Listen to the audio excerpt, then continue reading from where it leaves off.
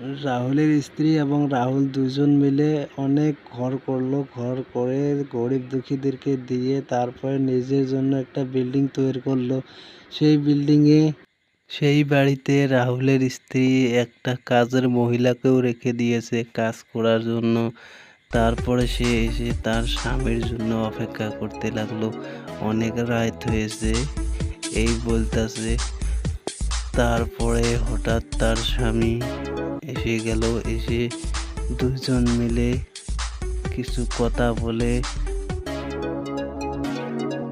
রাহুল রাত করে ফিরতে তার স্ত্রী রাগ খেয়ে তার সঙ্গে আর কথা বলতো না। সেও আর তাকে রাগনি না করে সে চুপচাপ বসে রাখলো। তোমাকে কতবার বলতে হয় যে তুমি রাত করে ফেরো না, আমার ডর করে।